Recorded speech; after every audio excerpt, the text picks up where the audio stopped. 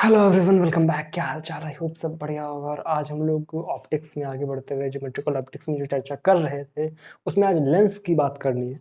ठीक है, लेंसेज हमारे जीवन में आप लोग जानते हैं बहुत अनमोल रोल अदा करते हैं ना। हम लोग जो पहनते हैं ये भी हमारे लेंसेज होते हैं, तो लेंसेज सीखना हमारे लिए काफ़ी ज़रूरी होता है। किस तरह से जब हम लोग आपने अगर कभी चश्मा वगैरह टेस्ट कराया होगा तो जब हम लोग जाते हैं दुकान पर देखा होगा कि वो कुछ तो एक तरह से मशीन तरह से आपको एक फ्रेम इस तरह की होता है जिसमें पहनाता है, फिर वो अलग अलग तरह के लेंसेज डालता है, फिर आपसे बोलता है दीवार पे सामने वाले जो अक्षर है उनको पढ़ के दिखाओ, है ना। ऐसा कभी ना कभी तो आपके सामने साथ हुआ होगा या आप किसी के साथ गए होंगे तो ऐसा जरूर देखा होगा। फिर वो जो लेंसेज जब डालता रहता है तो उसको फिर निकालता है, उसका कैलकुलेशन करता है और फिर आपको बताता है कि आपकी इतनी पावर का लेंस बनेगा आपको, है ना। तो किस तरह से कॉम्बिनेशन करके वहां पे उसका समेशन करता है, किस तरह से टोटल जो उसकी पावर है वो आपको बताता है ना। ये सारी चीजें सीखना हमारे लिए बहुत जरूरी है। ठीक है, तो लेंसेज इसी वजह से जो मेन हमारी प्रैक्टिकल लाइफ है इसमें बहुत ज्यादा रोल प्ले करते हैं। ठीक है, तो बात करते हैं लेंसेज की। ठीक है, लेंस बेसिकली हम लोगों को जो पढ़ना है वो दो तरह से पढ़ना है। एक होते हैं कन्वर्जिंग लेंसेस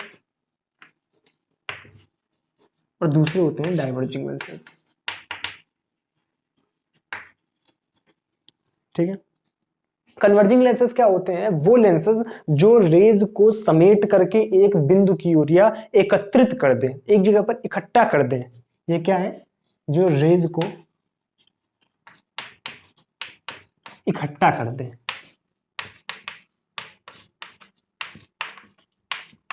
और डाइवर्जिंग लेंसेज क्या होते हैं? जो रेज को ले जाकर के फैला दें, रेज को फैला दें। ठीक है ना। तो दो तरह के लेंसेज होते हैं। सिंपली आप लोग सोच रहे होंगे मैंने कन्वेक्स और कॉनकेव की बात क्यों नहीं करी। बात करते हैं उसकी भी। सबसे पहले बात करेंगे कन्वर्जिंग और डाइवर्जिंग। कन्वर्जिंग क्या है? जो रेस को समेट देता है, और डाइवर्जिंग क्या है? जो रेस को फैला देते हैं। अच्छा भाई, जनरली अगर हम बात करें एयर में किसी लेंस के बिहेवियर की, तो जब भी हम कॉन्वेक्स और कनकेव की बात करते हैं, अब बात कर लेते हैं लेंसेज को हम दो तरह से फिर से कैटेगराइज कर सकते हैं। एक होता है हमारे पास कॉन्वेक्स लेंस और एक होता है हमारे पास कॉनकेव लेंस। ठीक है, जनरली जब हम एयर की बात करते हैं, जनरली जब मतलब इस तरह का मीडियम जहां पर कि जिसका रिफ्रैक्टिव इंडेक्स लेंस के रिफ्रैक्टिव इंडेक्स से कम है, तो उस मीडियम के लिए हम कन्वेक्स लेंस को कन्वर्जिंग लेंस और कॉनकेव लेंस को डाइवर्जिंग लेंस भी बोलते हैं। जनरली जब जो रिफ्रैक्टिव इंडेक्स है मीडियम का, जहां पर कि लेंस रखा हुआ है, उसका रिफ्रैक्टिव इंडेक्स हमारे लेंस के रिफ्रैक्टिव इंडेक्स से कम है। ठीक है ना, तब इस तरह की बातें करते हैं। कन्वेक्स लेंस में जो मेनली हमने देखते हैं वो होता है बाई कॉन्वेक्स लेंस, है ना। बाई कॉन्वेक्स लेंस, है ना। इसको कैटेगराइजेशन कर सकते हैं हम लोग। बाई कॉन्वेक्स लेंस किस तरह का होता है? यानी दोनों जो सतह हो वो हमारी कॉन्वेक्स हो। ठीक है ना, ये भी कॉन्वेक्स और ये भी कॉन्वेक्स। प्लेनो कॉन्वेक्स भी हो सकता है, प्लेनो कॉन्वेक्स भी हो सकता है ना। किस तरह से? प्लेनो कॉन्वेक्स बन गया। देखो इधर साइड प्लेन है, एक तरफ कॉन्वेक्स है। ठीक है, आपका कॉनकेवो कॉन्वेक्स भी हो सकता है। किस तरह से? कॉनकेवो फिर कॉन्वेक्स, इस तरह का भी लेंस चांद सी मतलब चांद सा इसका रूप होगा, है ना। कुछ इस तरह से दिख रहा होगा। कॉनकेव लेंस को भी इसी तरह से हम लोग बोल सकते हैं कि आपका प्लेनो कॉनकेव, कॉनकेव, है ना। प्लेनो कॉनकेव मतलब इस तरह से। ठीक है ना, प्लेनो कॉनकेव। दूसरा बाई कॉनकेव। ये तो बिल्कुल बेसिक सी बातें हैं जो हम लोग 9वीं 10वीं में पढ़ाई जाती है हम लोगों को। बाई कॉनकेव इस तरह का दिखता है हमारे पास, है ना। और कॉन्वेक्सो कॉनकेव, कॉन्वेक्सो कॉनकेव मतलब इस तरह से, कॉन्वेक्सो कॉनकेव। ठीक है ना, कुछ इस तरह से दिखेगा। तो कुल मिला के तो कैटेगराइजेशन होता है जिस तरह से हम समझते हैं। जनरली अगर हम इस तरह के मीडियम की बात कर रहे हैं जिससे मैंने पहले बोला हुआ है, जिसका रिफ्रैक्टिव इंडेक्स लेंस के रिफ्रैक्टिव इंडेक्स से कम होता है, तो convex lens behave as converging lens and concave lens behave as diverging lens. और अगर जनरल केस में बात करें तो कन्वर्जिंग लेंस का जो सिंबल होता है that is this is the symbol for converging lens and this is the symbol for diverging lens. इसका मतलब क्या है? फैल रहा है, और इसका मतलब क्या है? समेटने का प्रयास है। इसका मतलब क्या है? देखो दूर की तरफ करता हुआ, और इसका मतलब समेट रहा है, यानी रेस को ऐसे जा रही है तो ऐसे कर देगा, इसमें क्या अगर ऐसे जा रही है तो फैला देगा, समझे ना, बाहर निकलती हुई फैलती हुई दिख रही होंगी।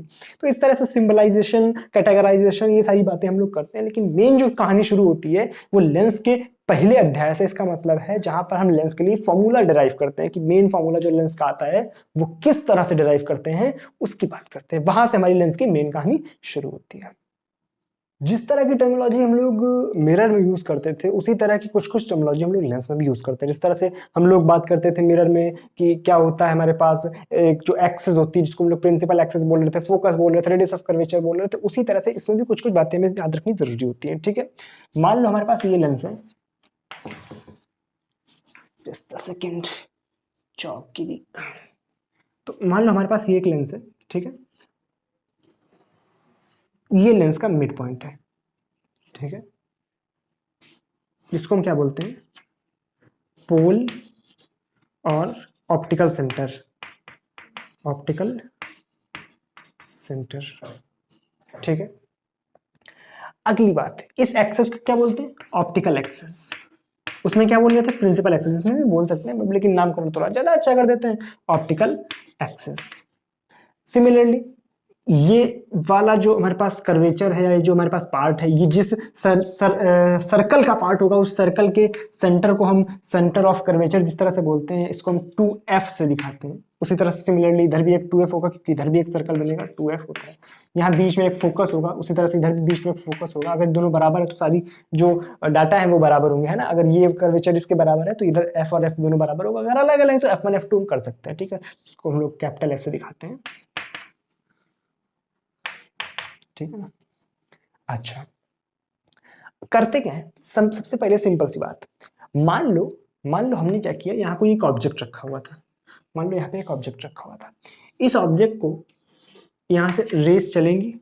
ठीक है, यहाँ से भी रेस चलेंगी तो फर्स्ट ऑफ ऑल यहाँ पे एक रिफ्रैक्शन होगा जो फर्स्ट सरफेस पे हो रहा है। तो फर्स्ट सरफेस के लिए जब नॉर्मल ड्रॉ करेंगे तो नॉर्मल कुछ इस तरह से होना,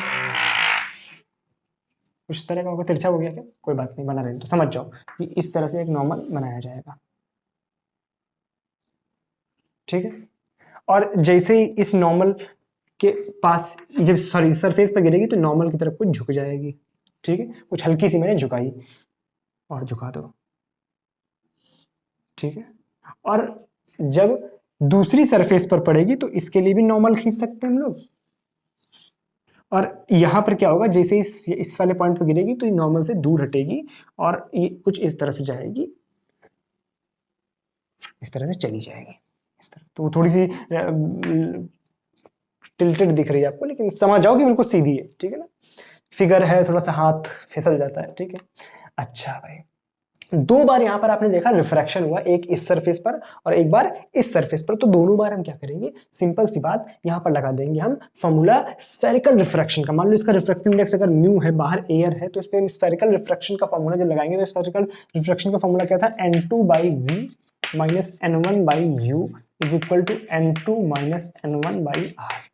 मान लो जो ऑब्जेक्ट था वो u डिस्टेंस पर रखा हुआ था, जो ऑब्जेक्ट था वो u डिस्टेंस पर रखा हुआ था। ठीक है, जो पहली बार जब यहाँ पर जिससे रिफ्रैक्शन होगा तो लगेगा यहाँ पर कहीं इमेज बनेगी फर्स्ट वाले रिफ्रैक्शन के लिए। तो मान लो वो को डिस्टेंस थी v डैश। ठीक है, दोबारा ये v डैश जो होगा वो दूसरे वाले के लिए आपका ऑब्जेक्ट का काम करेगा। तो यहां से जहां पर इमेज बन रही है यहाँ की डिस्टेंस को मान लिया लोगों ने v। ठीक है, तो first of all first surface के लिए जब बात करेंगे तो u की वैल्यू आपकी क्या होगी, u की वैल्यू हमारे पास u ही रहेगी, v की वैल्यू v प्राइम रहेगी। ठीक है, अच्छा रख दो यहाँ पर। सबसे पहले n2 क्या है हमारे पास, जिसमें रे जा रही है, तो रे किसमें जा रही है, म्यू में, तो म्यू बाई v की वैल्यू क्या है हमारे पास, v डैश।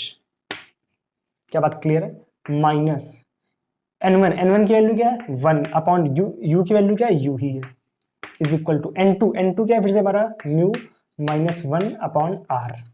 इसको मान लो इसकी जो centre of radius of curvature r1 है, इसकी मान लो r2 है, तो इसको r1 r2 कर लेंगे, r1। ठीक है, इसको डाल दो इक्वेशन नंबर फर्स्ट।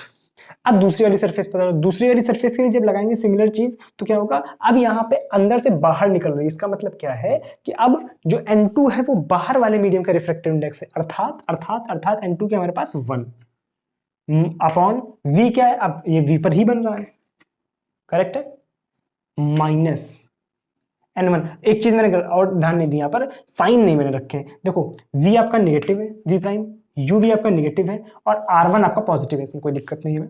यहां पर आ जाओ, 1/v, v पॉजिटिव है उस तरफ है, माइनस म्यू अपॉन वस्तु किधर रखी हुई है इसके लिए, इस वाली सरफेस के लिए v डैश होगा, तो v डैश माइनस का तो माइनस माइनस प्लस हो जाएगा, इज इक्वल टू, अब देखो n2 माइनस n1 होता है, तो n2 क्या है, बाहर वाले में 1, यानी 1 माइनस म्यू अपॉन r क्या है दूसरे वाले के लिए, माइनस r2। क्या मेरी बात क्लियर है? क्या मेरी बात क्लियर है? इसको डाल दो इक्वेशन नंबर 2। इक्वेशन नंबर 1 और 2 को आप क्या करेंगे, ऐड कर देंगे। क्या कर देंगे, ऐड कर देंगे, तो क्या आ जाएगा आपके पास? कुछ गड़बड़ किया क्या मैंने? कुछ भी गड़बड़ नहीं किया है, सीधे कविता पर आता हूँ, हरी डाल पर बैठा हूँ, चुपड़ी रोटी खाता हूँ। वाह भाई वाह, मजा आ गया। सुना ना?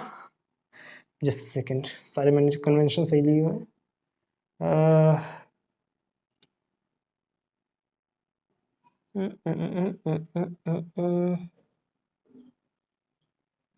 Okay, let me just a second यहाँ पे मैंने साइन क्यों ले लिए? क्योंकि जब अपन एक्चुअल फॉर्मूला डिराइव कर लिए थे तो वहां पर हम लोगों ने ये सारी चीजें साइन के साथ रखी थी, और यहाँ पर मैंने दोबारा से साइन ले लिया, इसका मतलब यहाँ पर एक गड़बड़ हो जाएगा। अब दोबारा से मुझे साइन नहीं लेना चाहिए था ना, है ना? तो दोबारा से मुझे यहाँ पे साइन नहीं लेना चाहिए था। अब ठीक है, ठीक है ना? बात समझ आ गई क्या किया मैंने? क्योंकि जब मैंने एक्चुअली ये फॉर्मूला डिराइव किया था तब तो साइन ले ही लिए थे, याद है ना? मैंने जब कल ये फॉर्मूला डिराइव किया था तब इसमें साइन ले करके किया था, ठीक है? u को माइनस u रखा था, ठीक है? अब जब यहाँ पर हम अब डाटा यहाँ पर u रख रहे हैं, तो जब हम एक्चुअल में इनपुट करेंगे, जब मान लो 2 दिया है तो उसको माइनस साइन रखेंगे, लेकिन यहाँ पर तो एक्चुअल में माइनस रख चुके थे ना, तो अब क्यों माइनस रखना है? ठीक है, तो अब इन दोनों को जोड़ दो, 1 + 2 1 + 2 जब आप करेंगे तो ये आपका mu by v dash cut जाएगा, यहाँ बचेगा क्या, 1/v minus 1/u is equal to, mu minus 1 common ले लो दोनों में से, तो म्यू माइनस 1 आप कॉमन लेंगे, यहाँ बचेगा 1/r1 और यहाँ म्यू माइनस 1 कॉमन लिए तो माइनस बच जाएगा अंदर, माइनस 1/r2। ठीक है, ये फॉर्मूला बनता है लेंस के लिए, बहुत इंपॉर्टेंट फॉर्मूला है, मेन फॉर्मूला जिसको हम बोल सकते हैं। ठीक है, 1/v minus 1/u equal to mu minus 1 1/r1 minus 1/r2। अच्छा भाई, म्यू क्या है? लेंस का रिफ्रैक्टिव इंडेक्स। यहाँ पे अगर मान लो मैंने बोल दिया कि जो रेज है वो पैरेलल आ रही है, रेज जो है वो पैरेलल आ रही है, तो क्या इसका मतलब है कि जो वस्तु है यानी जो ऑब्जेक्ट है वो इन्फिनिटी पे रखा हुआ है। अगर रेज पैरेलल आ रही है इसका मतलब ऑब्जेक्ट इन्फिनिटी पे रखा हुआ है, और अगर ऑब्जेक्ट इन्फिनिटी पे रखा हुआ है तो रेज अगर पैरेलल आ रही हैं तो पैरेलल रेज हमेशा फोकस पे क्रॉस करेंगी। तो यानी इसका मतलब क्या है कि अगर हम u को माइनस इन्फिनिटी ले रहे हैं तो v क्या बनेगा, v is equal two plus F बनेगा, यानी तब वो फोकस पे काटती है, और जब फोकस पे काटेंगे इसका मतलब इसमें अगर हम u की जगह माइनस इन्फिनिटी रखेंगे तो ये टर्म हमारा 0 हो जाएगा, और ये क्या बचेगा हमारे पास 1/f। तब ये फॉर्मूला क्या बन जाएगा, 1/f is equal to 1 mu minus 1 1/r1 minus 1/r2, ये फॉर्मूला बनेगा। लेट अस सपोज कि जो बाहर का रिफ्रैक्टिव इंडेक्स है दैट इज म्यू सराउंडिंग, और लेंस का रिफ्रैक्टिव इंडेक्स म्यू एल। तो हम इसको इस फॉर्मूले को कैसे रीअरेंज करके लिख सकते हैं, 1/f is equal to mu of lens upon mu of surrounding minus 1 bracket में 1/r1 माइनस 1/r2। तो इस फॉर्मूले को हम ऐसे लिख देंगे। क्या मेरी बात क्लियर है? क्या कोई कंफ्यूजन है? क्या बात समझ आ गई है? पक्का 100%? मेरे ख्याल से ये बिल्कुल बेसिक सी बातें थी, इसमें कोई प्रॉब्लम नहीं आनी चाहिए आपको। अगर कोई आती भी तो आप नीचे कमेंट सेक्शन में लिख सकते हैं, ठीक है? इसको उतार लो। यहाँ पर ये वाला रिलेशन भी आप साथ में यहीं पर नोट कर लो, क्योंकि यहीं पर मैंने सारी फॉर्मूले लिख दिए, तो इसको भी यहीं लिख लेते हैं। इसको आप कंपेयर कराएंगे, अगर इसको आप कंपेयर कराएंगे तो क्या लिखेंगे कि 1/f is equal to 1/v minus 1/u। इस फॉर्मूले को भी आपको याद रखना है, ठीक है ना? 1/f is equal to 1/v minus 1/u। तो इन दोनों को कंपैरिजन कराने पर ये फॉर्मूला हमें मिलता है, ठीक है? इसको भी आप इसी में उतार लेना। अगर लेंस में कभी भी हमसे मैग्निफिकेशन की बात करी जाए तो मैग्निफिकेशन के लिए हम क्या करते हैं, क्या चीज, मैग्निफिकेशन। कौन सा मैग्निफिकेशन? Transverse magnification. ऐसा ट्रांसवर्स। तो ट्रांसवर्स मैग्निफिकेशन का सिंपल मतलब क्या होता है कि ऑब्जेक्ट की हाइट और इमेज की हाइट, इसका रेशियो, उल्टा मैंने बोल दिया, इमेज की हाइट और ऑब्जेक्ट की हाइट का रेशियो, ठीक है ना? यानी HI अगर मान लो इमेज की हाइट है और HO मान लो ऑब्जेक्ट की हाइट है, तो इनका रेशियो ही क्या होता है हमारे पास, ट्रांसवर्स मैग्निफिकेशन। इसको हम लोग सिंपल स्मॉल m से दिखाते हैं, छोटे वाले m से दिखाते हैं। और इसका जो फॉर्मूला था याद करो, जो हम लोगों ने पढ़ा था किसमें, मिरर में, वहां पर था कि माइनस वी अपॉन यू, इसमें थोड़ा सा अलग होता है, ऐसा माइनस हटा के प्लस हो जाता है सिंपल, वी अपॉन यू। ठीक है, ये आपके लिए होमवर्क है, इसको आप डिराइव करेंगे। ठीक है, क्या करेंगे, सिंपल एक लेंस लेंगे, एक ऑब्जेक्ट रखेंगे हाइट वाला, यहाँ से रे चलाएंगे, इस तरह से निकालेंगे, एक रे यहाँ से निकाल लेंगे और यहाँ पर आपको दो ट्राइंगल लेकर के इसको प्रूफ करना है। ये आपके लिए होमवर्क है। क्या मेरी बात क्लियर है? थोड़ा सा एक्सरसाइज आपको खुद से करनी पड़ेगी। अच्छा, अगली बात इसमें क्या करते हैं, कॉम्बिनेशन ऑफ लेंसेज।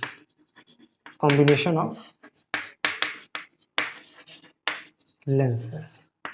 देखो हम लोग बहुत ज़्यादा डीप में नहीं जा रहे हैं, हम लोग उस पर्सपेक्टिव से बात कर रहे हैं जहाँ से क्वेश्चंस आते हैं और क्या क्या हमारे सिलेबस में हमें कवर करना, हम लोग सिर्फ उसकी बात कर रहे हैं। ठीक है ना, हम लोग यहाँ पे कोई जेई के सिलेबस की बात नहीं कर रहे, हम लोग यहाँ पे जैम के सिलेबस की बात कर रहे हैं। तो इस तरह से हम लोग थोड़ा सा इस तरह से इसको लेकर के चल रहे हैं कि जहाँ से हमारे में क्वेश्चन आते हैं। ठीक है ना, क्या मेरी बात क्लियर है? अच्छा, मान लो हमारे पास कोई एक लेंस दिया गया है, तो उस लेंस की अगर मैं पहले बात कर लेते हैं पावर किस तरह से डिफाइन करते हैं, तो हमेशा ध्यान रखना कि जब भी हम पावर डिफाइन कर रहे हैं तो power of the lens is equal to 1 upon focal length, 1 upon focal length, where focal length is in metres, इसमें मीटर्स में दी हुई थी, तब हम पावर को 1/f लिखते हैं। तो मान लो हमारे पास दो लेंस दिए हुए हैं, कंबाइन करके रख दिए, इसकी फोकल लेंथ f1 है, इसकी फोकल लेंथ f2 है।